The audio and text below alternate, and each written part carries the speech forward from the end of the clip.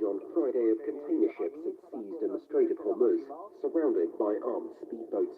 Precisely the kind of vessels the U.S. now has at its crosshairs.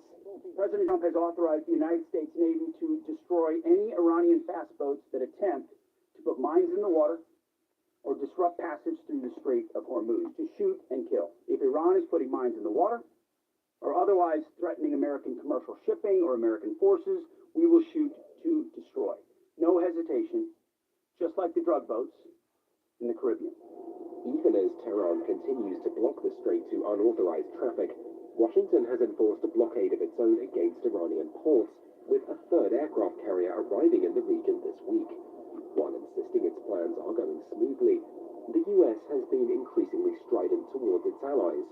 A leaked Pentagon email even suggested punitive measures like suspending Spanish NATO membership after refusals across the board to join the U.S.'s war on Iran.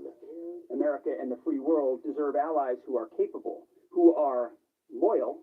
We are not counting on Europe, but they need the Strait of Hormuz much more than we do, and might want to start doing less talking and having less fancy conferences in Europe and getting a boat.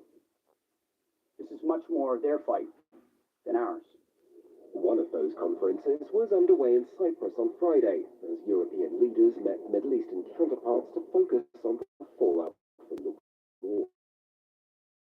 Of the ceasefire between the United States and Iran, our shared goal is now to negotiate a lasting end to the war, and this includes restoring full and permanent freedom of navigation in the Strait of Hormuz without tolls. That's likely high on the agenda, as reports indicated Washington was sending envoys to Pakistan for another possible round of talks with Tehran. Iran's foreign minister is on a tour to discuss what he called regional developments. The country has previously said it's ready to end the war if its own interests, such as compensation and sanctions relief, are secured. Meanwhile, Caroline Levitt, the White House press officer, has been speaking to...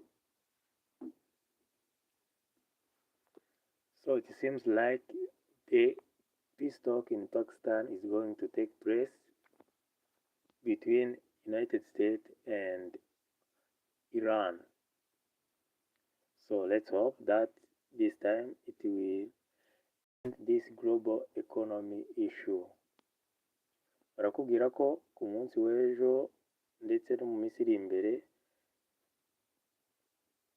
Leta Zunze Ubumwe za Amerika of the Union without voting rights in future, which takes us back to another issue they would have been looking at today, which is this leaked Pentagon file in the press of punishments the NATO members not seem to be towing the line on Iran, or at least showing enough support on Iran. Let's bring in Shirley Sitbon again, our International Affairs editor.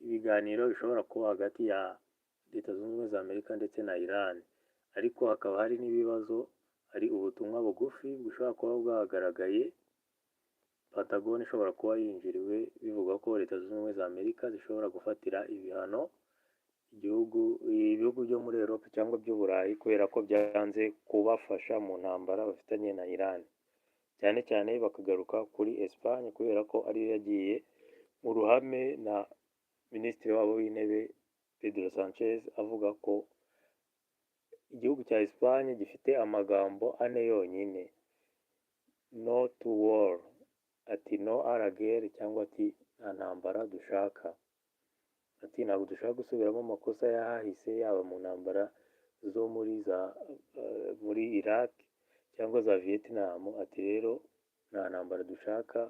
Kuva icyo gihe babima gukoresha ibyicaro by'ingabo zabo mu gihugu cya Espagne.